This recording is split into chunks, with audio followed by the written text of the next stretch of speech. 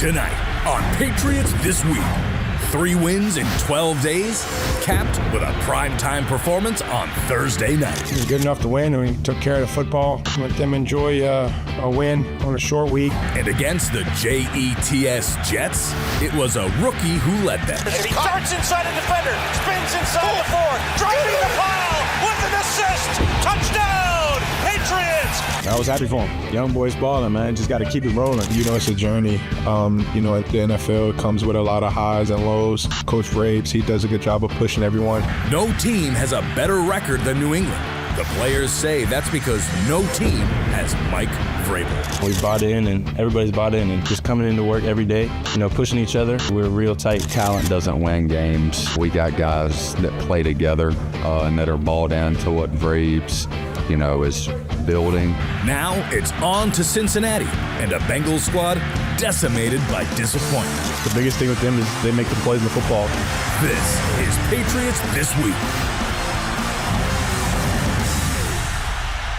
Well, the Patriots are riding an 8-game winning streak coming off the mini-bye in the wake of their Thursday win over the New York Jets. But not everything is rosy right now for the Pats because they've got to overcome a significant loss on defense. As we welcome you into Patriots This Week. Hi, everybody. I'm Bob Socci along with Scott Zolak and Brian Hoyer. And, guys, the Patriots have really hit on just about every free agent signing they've made during the course of this year. But Milton Williams, the big-ticket free agent during the free agent class of 2025, is now going to be out for at least 4 games, placed on injured reserve. What's the impact for the Pats? When he limped off that field, he did not look good. Went right to that blue medical tent, goes into the locker room. When they go into the locker room, that's not a good sign. Came back out. We saw him running a little bit on the sideline, trying to loosen that thing up. Went over, stood next to Vrabel. Went out there for a series, but you could just tell, couldn't get leverage with that left foot. And I appreciate him wanting to go there. That's your number one signing in the offseason. He's your big money, big ticket guy. And on a short week on a Thursday, he didn't shut it down. You've earned the right to kind of be cautious, right? If you're, 5 and 5, 6 and 4, you're like, man, we got to win some of these games. Can he fight through it? Maybe he's out for a week or two. No, now you've put yourself in that luxury position where he's your best interior lineman. You put him out there healthy because we know we're going to need him, come mid-December and into January. So, but Zoe, you hit on it right. It's about the culture, and when your best players, your highest-paid players drive that culture, high ankle sprain for those guys in the trenches, that's painful, right? You're driving off of it. There's a lot of weight. So 30 to 20-pound Christian Barmore falls on it. Right. That's stuff you can't avoid. But they've been playing Tonga. They've been rotating Durden. They've been rotating Farmer when he's healthy out there. I know Ponder's an outside guy, but you've had some guys in there in the mix. Now, I think Christian Barmore, who gets his first sack of the season, he's all happy now. More on his plate now. So he's got to take it upon himself to lead that front. And as we're talking to some of the guys who've been out for the Patriots, losses they've been able to withstand, Keyshawn Boutte, Ramondre Stevenson, to keep this thing going, those guys back on the practice field this week. Yeah, it's great news. Obviously, they've been able to withstand that, and obviously Travion Henderson has been a big part of that. I would say Mac Hollins has done a tremendous job filling in He's for been Boutte. great, Brian. Oh, man, I mean, look, when they signed Hollins in the offseason, I think a lot of people wrote it off, special teamer. And I would say this, I met Mac a few years ago. He do this in Vegas. So I missed him by a year in Vegas. I know you did. But what the stories that those guys told me about Mac Hollins, they absolutely loved him as a player, as a teammate. And I think I knew, having played in Josh's system before, Josh would know how to use him, and he would know how to compete. And ultimately, I love the attitude he brings. He's like a glue guy, but he's also becoming one of those go-to receivers as well. He and I say it during the breaks, and he says to me, how did Buffalo let this guy walk? After Diggs, post Diggs, you had a good stable receivers there. They let that thing fall apart a little bit. When you think about the Patriots and their personnel, Travion Henderson, as you emerged, Brian, it's almost like a midseason acquisition. He's a guy who played a bit during the early part of the season, obviously sharing time at running back, but had not had that breakthrough moment. Now this guy's a force, 5 touchdowns in the last 2 games. Yeah, he's been incredible, I think. We all saw it in the preseason, right? We saw the opening kickoff of the preseason game, takes to the house, the explosiveness, and the season comes and it's like, all right, when's it going to pop? And then, when you need him the most, Ramondre's out, he goes down, has the 2 big touchdowns in Tampa, and then this past week, 3 touchdowns in the game, not just only running, but with Josh scheming up that great pass play as well. And when we talk about the Patriots with Stevenson coming back now into the fold and Henderson, the offensive line has done a pretty solid job thus far in terms of pass protection. But some of the guys have talked about wanting to be better in the run blocking game, and the running game is still a work in progress. Yeah, I see Will Campbell getting stronger, doing better as the season goes on. This offensive line has played together 10 of the 11 games. I think the only guy that missed was Wilson that one game. And that says a lot about continuity. You know how important that is. Center calls, all that stuff. And it's a credit to Coach Marone and the 2 assistants that he has to work these guys each and every series. The pass protection, I would say, has been better than the run game to this point. And I think the one thing you talked about it, continuity, you got the young guys on the left, you got some veterans on the right, you got a new center. I think they're still gelling, especially when it comes to those double team blocks in the run game. Yeah. I mean, look, I always... They've been better on the twists than the pass protection. Yeah, exactly. Right. Yeah. And Drake's ability to move in the pocket, he had some beautiful pocket movement passes the other night. They understand, run those edge guys by, stay solid in the front. Drake will step up. He'll find the little spot to slide to. I mean, he hit Mac Hollins over the ball, and then the one to Diggs was beautiful. The fake, the hard play action fake. Yeah. He reads the corner. He slides up, slides to the right. I mean, he's got a really good feel, and I think they have a good feel for him. Now we just got to see him take that next step in the run game. The ability to at least make the defense honor the run opens up a lot of those play action passes that Drake's been hitting. Well, somebody mentioned Drake May's name. I think it's the furthest we've gone in an episode this year. It's been nice. Before we got around to the Patriots' young quarterback, and his play continues in week by week progressions continues to improve and impress. And you alluded to the play he made moving up in the pocket to hit Diggs. One of the things you guys have both observed when he's in the pocket now, both hands on the football, the subtleties of quarterback play. That's going to be the key here as this thing moves on and on. Pressure's going to build week to week, and he's going to start to feel more of it. I love them in the post game where Will Campbell comes in, hey man, rookie, get out of here. And he starts laughing himself. I'm so sorry I did that. But he's handling everything well. The MVP talk comes up. And hey, I got an opportunity to sit there Sunday and watch football, 3 straight games. I didn't move off my couch. Boom, boom, boom. He's playing better than anybody right now. But it's Matthew. And I know Stafford, he's had mistakes, but Drake May, Stafford's been great too. Taylor. Yeah. No, and Josh Allen. Yeah, Josh is back in it, but Josh also threw 2 interceptions. So awful interception coming out. Drake does not do that. The ball comes out on time, boom. He has to step up. He makes a play with his feet. It's like it's coming to him so naturally, and what that tells me is he and Josh are like this. I mean, he gets a play call. He knows exactly what the point of the play is, the why of the play. Like the touchdown to Travion Henderson. You splash the water. You put Diggs in the backfield. You look at Diggs. They all jump. Boom. There's Henderson in the back end line, and he just does it so effortlessly. You said it right, Zoe, like the pressure will build because now the stakes will get higher. But everything this kid has proven to do is it doesn't affect him, and that's the most impressive part. Josh is really learning a lot about him to sort of advance it for him, and I think they got to be sitting privately as a staff in meetings and putting his plays up, especially the end zone stuff. Like, guys, watch his feet here. Yeah. I had a guy 20, that's pretty damn good. Mm-hmm. He coached a lot of good quarterbacks. You know what it's like, and it's very disciplined.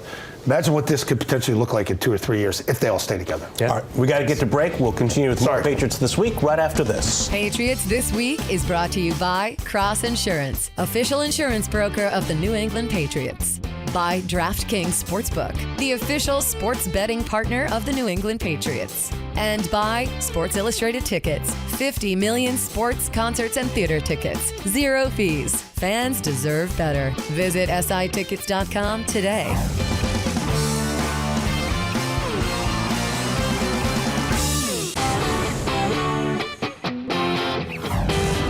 The Cross Insurance Player of the Week is Jack Gibbons.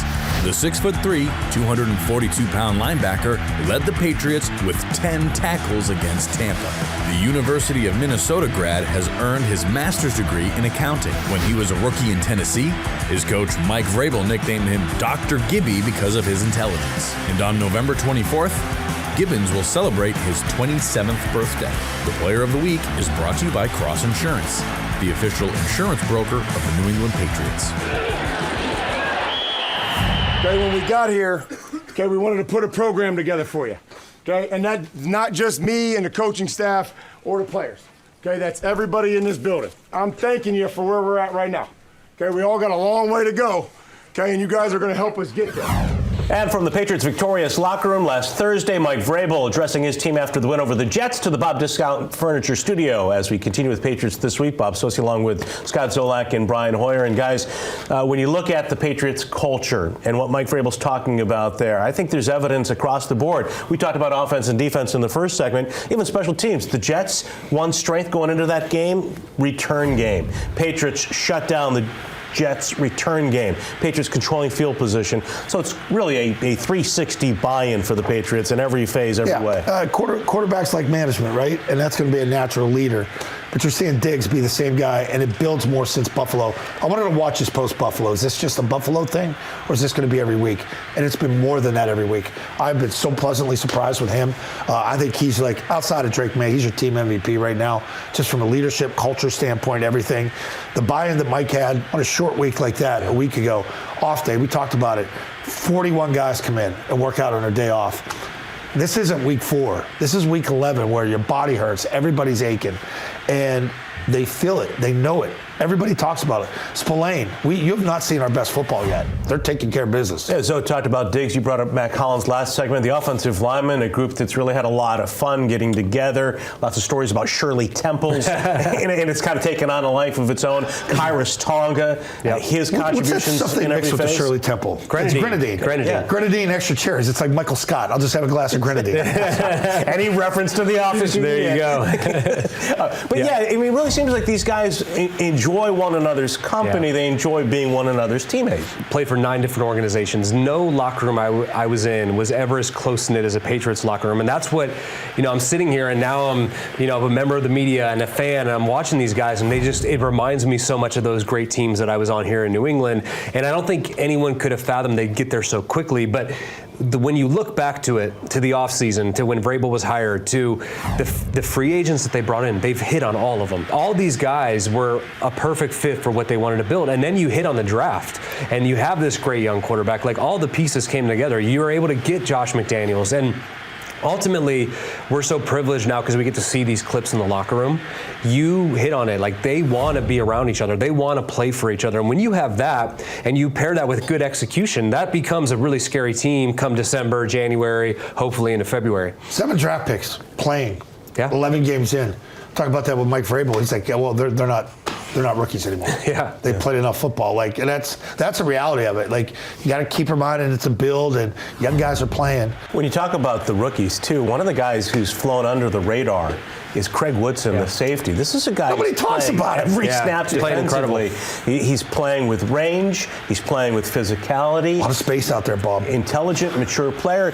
And he and Jalen Hawkins have a little symmetry going back to their days together at Cal. They felt okay with moving on from Kyle Duggar, obviously because, one, it's a new regime, but because of what Woodson had shown in the offseason and what he's played tonight. I think he's I saw it the other day, like 4th-round pick, right? Like, played more than any other 4th-round pick in the league at this point, and he's doing it at a high level.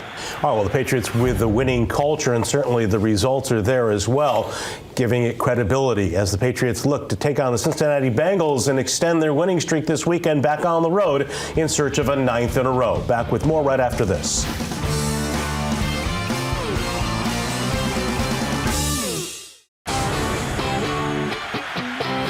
All right, time now for your Zoe Show. It's Bengals week, and if I was doing the Zoe Show, Joe Burrow would have been the guy that I would look at here. But there's another guy, 18 years in the league. Mike Vrabel played his last game against the Baltimore Ravens, and this guy, Joe Flacco, 6'6", 245. This guy does it all. And I'm not going to sit here and I'm not going to look at the little passes, the screens and that. What do I like about Joe Flacco? He's big, he's strong, frees it right there. You know where he's going to be? Right here. Bob Socci and I are going to have fun calling this game because he's not going this way and he's not going that way. More importantly, it's the deep ball. This guy throws a phenomenal deep ball. T. Higgins, top of your screen. Little double move right there. There's nowhere really to fade this ball. Puts it in a perfect spot. I mean, I could go over all the games. Freeze it here. Okay, we're going to go down here. One-on-one. Look at this matchup. Another go route. So if you're the Patriots, what are you going to play? Bump and run man? Single high safety? Where this guy can just put it up to this guy? No. You're going to play cover 2. You're going to play some zone out there. And this is the one that I love right here. Anytime you could drive a skinny right here, this is a big-time NFL throw. This guy's doing it in his 40s. And what I love about him, His second week when he was in Cincinnati, he said, yeah, I'm out at a bar, sitting there by myself, going to movies by myself. Are you feeling bad for me? He goes, no, I love this. You know why? His kids are at home and he's playing football in Cincinnati. There's your Zoe Show. And we're back inside the Bob's Discount Furniture Studios. We continue with the Patriots this week with the Patriots to take on the Cincinnati Bengals, a team struggling at 3-7, as you just saw on the Zoe Show. Though Joe Flacco's playing well, he's no Joe Burrow for the Bengals. And as we record, they may be without Jamar Chase, suspended by the NFL for one game after spitting in the face of Jalen Ramsey, who was ejected for the Pittsburgh Steelers last Sunday. Chase appealing that ruling. The spitting, and I forgot about Jalen Carter at the beginning of the year with Philadelphia. I was reminded of that today. They got it right, suspended him at the time. I said, I think it was pretty stiff, the suspension for a game, but they did the right thing. When you look at the Bengals and head coach Zach Taylor, it's an offense that has been inconsistent, but it's a defense that has been abysmal after wholesale changes to the defensive staff. Yeah, I mean, you think they would have learned from last year, right? What do they do? Lou Anarumo, go ahead. We're going to move on from you. Go to Al Golden. Anarumo's doing great in Indianapolis, and they're still giving up 40 points a game, and this isn't going to help with the people who argue that the Patriots' schedule is too easy. They get to play the Bengals now without Jamar Chase, but yeah, I mean, look, the reality is you can only play who's in front of you. Flacco came in and gave that offense at least a lifeline, but it doesn't matter when you're giving up points left and right on the defense. They had to deal with Trey Hendrickson holding out. They signed him, but they really haven't gotten much help, and so you can't win in a shootout each and every week, especially when you're playing with a 41-year-old backup quarterback. They do have Chase Brown, like variable complimentary of that player, a guy that has given them productivity in the running game. Yeah, I mean, look, the Bengals' problems are not on the offensive side of the ball. I know they may be without Chase, but they still have T. Higgins. They invested in him. Chase Brown has done a tremendous job. And that's, look, Zach Taylor is an offensive-minded head coach. It's just a few years ago they were in the Super Bowl with Joe Burrow. And so, you obviously don't plan on your franchise quarterback missing a big part of the season. But Flacco has come in. I mean, how odd is that to get traded from a division rival and come in and play right away? And he's been productive. But ultimately, this has got to be Josh McDaniels, a dream matchup for offense to maybe get the running game going, throw the ball against the secondary that has, I mean, it's got to be one of the worst in all of the NFL. Maybe this is Drake May's first 300-yard game. Speaking of Burrow, he did start the clock in terms of his return off IR. The Bengals are in the midst of a 3-week window to activate him. He practiced last week mostly in 7-on-7. This week maybe seeing some reps against 11-on-11, but unlikely to play against the Patriots. Cincinnati still the decision to make. I feel bad for him because he should be a top 5, top 3 guy by this time. And sometimes when you're not there, you're forgotten about it. You see all the power rankings now. If you start a team next year, who's a top 5, and he's not even in that top 5 right now because he can't stay on the field. So again, likely no Joe Burrow against the Patriots on Sunday, and no Trey Hendrickson as well, another name that'll be missing for the Bengals in that game, one of their star defensive players. We'll continue with more predictions next, right after this. Patriots This Week is brought to you by Cross Insurance, official insurance broker of the New England Patriots. By DraftKings Sportsbook, the official sports betting partner of the New England Patriots. And by Sports Illustrated Tickets, 50 million sports, concerts, and theater tickets. 0 fees. Fans deserve better. Visit sitickets.com today.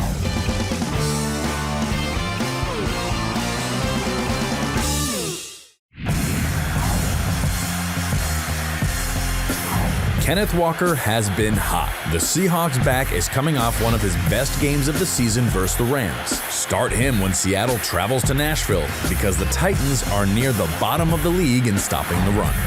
But sit Michael Pittman. The Colts are traveling to Kansas City to play one of the NFL's best pass defenses. Find a better option than Pittman. This week's sleeper is Bryce Young. The Panthers QB is coming off a career day versus the Falcons. Look for him to string together another solid performance on the road against the Niners. This week's fantasy picks are brought to you by Verizon. All right, the Patriots are off to Cincinnati. They've won all 5 games on the road. They have a chance to reach double digits this weekend with 9 victories overall, 8 straight. Scott Zolak, do they get there? They do get there, Bob, because you read all those names that are out. Guys like Hendrickson, Joe Burrow, potentially Jamar Chase, Skyline Chili, baby, extra onions. It's going to be a fun day in the booth on Sunday. 31-17 Patriots. My game changer, Pop Douglas. I consider myself forewarned. Brian? I'm an Ohio guy. I've been down to Cincinnati a few times. I'm more of a Montgomery Inn thin ribs type of guy. Maybe you steer Zoe in that direction. I think the Patriots, they get to 10 wins, 38-14. Drake May gets his first 300-yard passing game. Never a fan of Skyline Chili, and certainly never less a fan of Skyline Chili than on Sunday when the Patriots meet the Bengals. Nice. And Zoe's in the booth after enjoying a 5-way. For Scott Zolak and Brian Hoyer, I'm Bob Socci. So long, everybody.